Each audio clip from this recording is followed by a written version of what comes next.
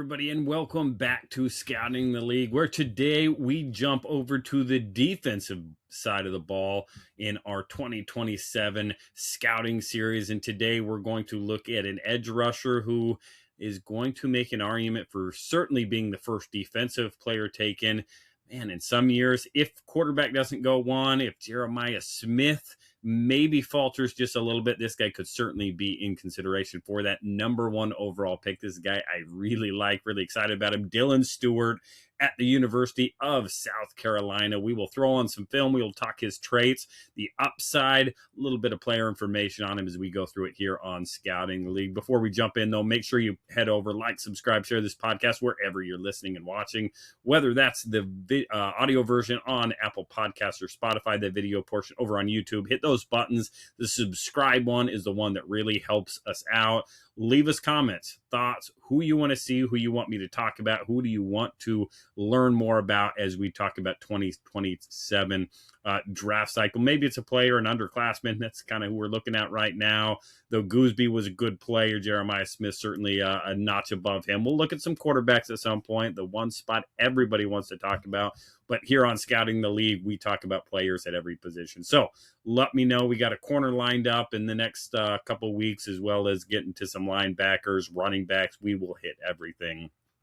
If you're a scout or aspiring scout, make sure you head over, check out thescoutingcommunity.com for a bunch of resources, information that should be available to you that maybe some teams, GM, certainly the league office don't want to get completely out there. So go check that out. And if you need a pair of insoles to upgrade every pair of shoes you have, head over to bluemaca.com.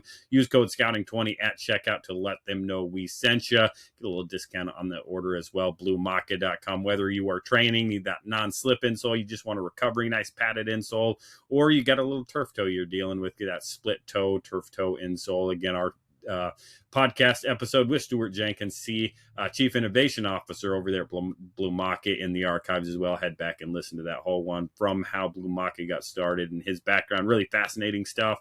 But again, today's all about scouting. Today's all about the defensive side of the ball, edge rushers. When it comes to edges in this class, maybe there wasn't that elite, that just clear cut number one guy. Usually there's somebody in that, again, top 5, top 10 that's like, man, this guy, he is going to change a franchise on the edge. That is what Dylan Stewart's going to be. Again, you're talking about a 5-star kid like Jeremiah Smith, huge expectations. It doesn't take long putting on any game tape to see Dylan Stewart certainly show up. This is a guy that has the height, the weight listed at 6'5", 245. Probably, again, depending on where he's going to fall in that, he looks 6'5", 6'4", 6'5", certainly going to be in the fat part of the bell curve there at 245. Again, he's got some narrow hips. He's got a nice athletic build. We'll see that as we throw on the tape. But again, this guy, hey, let's get him to 255, 260 as he continues to develop, grow. Again, if you want to do a headshot look, this guy looks young in that South Carolina headshot. Scouts like that, teams like that. Hey, this guy's still going to mature, develop, grow into, get that man strength, that grown man strength that a lot of guys get as they start turning 23, 24, 25. Certainly something that's talked about again, kind of not necessarily a scouting thing, something people joke about, the face test. Again, what does he look like in that headshot? This guy, again, Dylan Stewart looks like a young guy. Again, just go to South Carolina, pull up that website again, see what that headshot looks like. A guy that's going to continue to grow, though. But when you start talking about the film, and we'll get it pulled up now, again, we're going to look at his pressures from this last year in 2025, wearing jersey number 6. Again, this is a guy from the past game, shows up from the get-go. Again, whether you are putting on just game tape, whether you're putting on point of attack tapes, looking at spots where this guy is going to show up, the twitch, the speed, the length, all of it constantly shows up. But again, with any pass rusher, again, start at the basics. Where is he lining up? This guy is an edge player. He's playing from, again, that loose 5, 7. This guy can be a wide 9 player. We're going to see him get off the ball, gain ground with his first 2, 3 steps to beat tackles. We're going to see him get engaged with some big blockers. Again, play with a little bit of high level. Again, we see on this one, covers ground to go make plays. Again, this guy eats up ground with those first couple steps. That speed, that's explosion, that's going to play in the run game and in the pass game. It is going to create issues in the run game. And if he continues to develop those instincts, he will play fast and play physical, just be disruptive in the run game, whether or not that ends up showing up with run game production. Again, that's a different thing. This guy will be disruptive, but again, whether the production comes in the run game. But if you are disrupting, playing in the backfield, forcing teams to read you, to wham you, to bring extra blockers to you, to account for you as an edge player in the run game, again, you are going to be doing well for your defense. Give your defensive coordinator a lot of options. Again, explosive hands and hips. This guy is a physical player in the run game.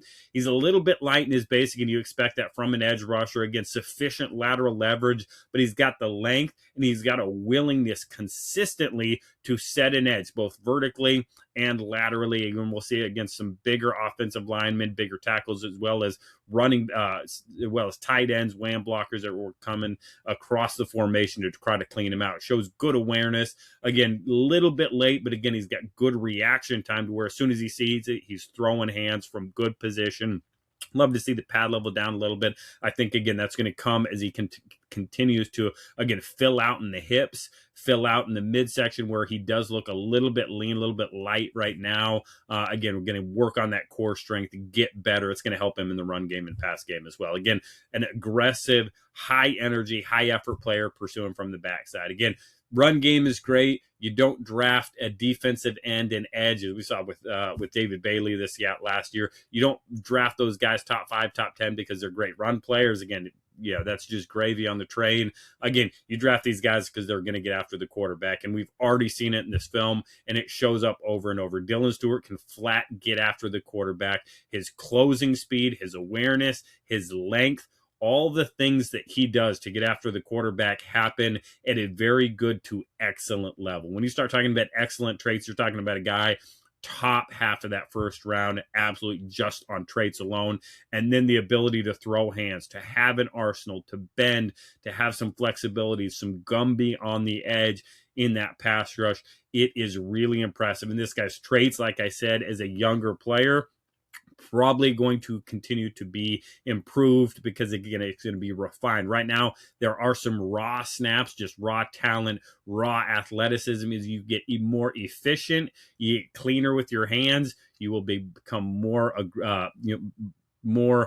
clean wins. You're going to win cleaner on the edge. You're going to win quicker on the edge. You're just going to have that much more in the arsenal. When you start talking about, again, first step, first 3 steps, you're going to be able to win with speed, which sets up your entire arsenal. I think this guy already has a good arsenal with some flashes at a very good level to work a spin move, to work that long arm on the inside, to work some swipes and scissors with his hands. All of it is really impressive when it comes to how this guy is winning. Of course, the effort's there. The length is absolutely going to allow him to win.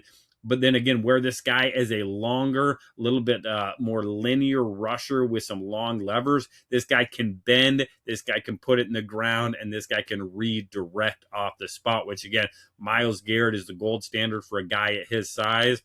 And that is where some of these more long linear rushers have trouble. They can go in one direction. They can kind of get stuck over their feet, their knees with all the long limbs going. Again, Dylan at this point has shown a good ability to drop the hips, redirect out of that spot, and get back to where he needs to be. It's just impressive film one after another. Again, you throw on a pass rush tape, it's certainly going to show up. But the game tape, when you put on the game tape and he is consistently disrupting the pocket, you see as games go, there's a plan from the offensive team. And then that plan is probably, hey, we got to send more guys. We get a chipper, we get a tight end, we're throwing a guard and a tackle, we're sliding protection. All those things are going to lend itself to this guy has to be accounted for. Again, maybe the production dips. I don't think so. Again, he's still going to get plenty of one-on-one opportunities, effort sacks. Again, a great deal of sacks at both the NFL college level are just coming from second, third effort plays.